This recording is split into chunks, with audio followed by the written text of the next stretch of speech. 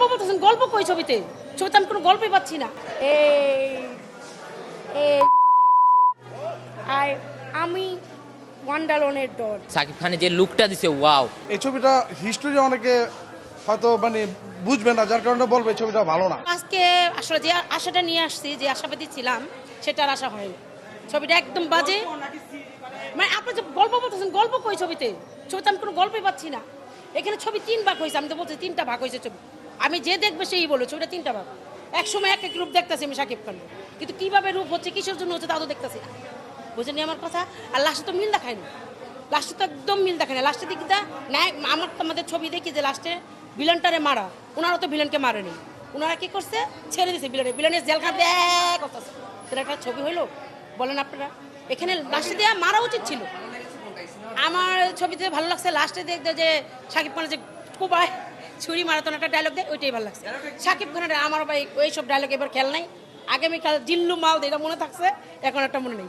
আমি খুব আশাবাদী নিয়ে আসছিলাম ছবি দেখতে, ভালো লাগে নাই। শুধু শাকিব খানের অভিনয় একটু ভালো লাগছে, কিন্তু পরিচালক ছবিটা পুরোই পচাইয়া দিছে। অনেক ভালো লাগছে, আর ওনার তামিল লুকটা আমার কাছে ওয়াও লাগছে। আর বাংলাদেশের পুরো নায়করা মনে হয় এরকম লুক নিতে পারবে না, আমার মনে ওনার বড় কেউ হতে পারবে না।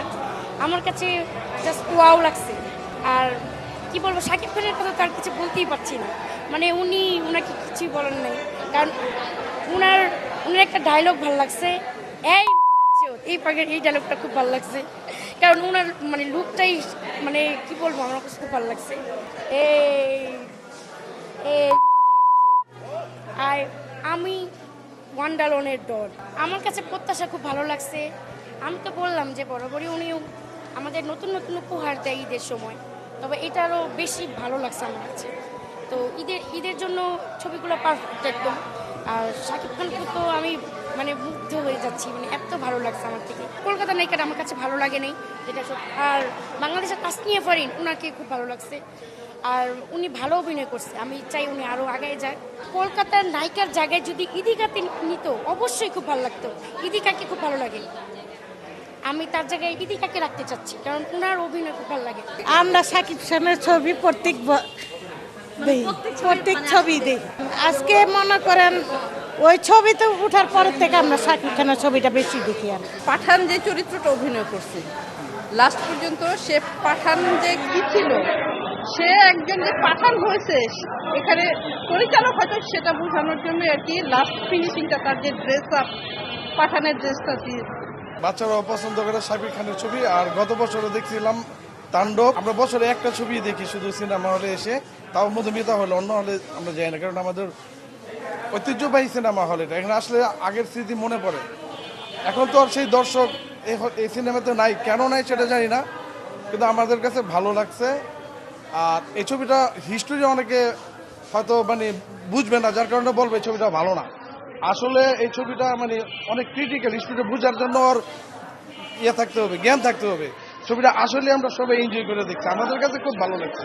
লাস্টের সিনটা অনেক ভালো লাগছে, পুরো মুভিটাই অনেক ভালো লাগছে আমার কাছে।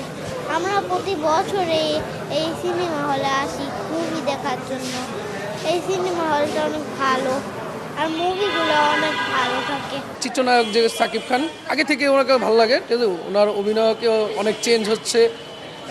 মেবি বর্তমানে যে অ্যাকশন মুভিগুলো করতেছে, ঠিক আছে, সেগুলো মোটামুটি অনেক ভালো। প্রিন্স ছবিটা আমার খুব ভালো লাগছে, টিজারটা দেখছি, সেজন্য অনেক ভালো লাগছে।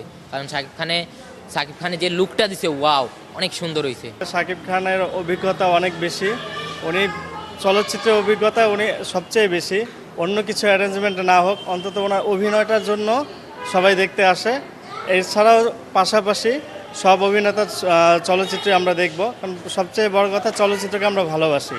বাংলাদেশ, আমরা বাঙালি জাতি, আমাদের আরেকটি পরিচিত করিয়ে দেয় বাংলাদেশের চলচ্চিত্র। সিট আছে আমাদের উপরের নিচে মিলে প্রায় 1300 সিটের মতো আছে। তো এইটার থেকে 200 তো অনেক কম, এই জন্য। আর আমাদের আগের যে ম্যানেজমেন্ট ছিল ওগুলো চেঞ্জ হয়েছে, আমাদের হলের কাজও চলতেছে, সংরক্ষণের কাজ চলতেছে, সিটগুলো আমরা মেরামত করতেছি। আমরা আরও একটু সামনে আরও ভালো দেখে আশা করতেছি, দর্শক হবে এটা আমরা চিন্তা করতেছি আর কি।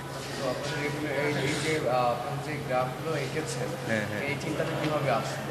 এটা আসলে আমাদের অনেক মানে মুখোশ যে সিনেমা ওইখান থেকে আমরা শুরু করছি।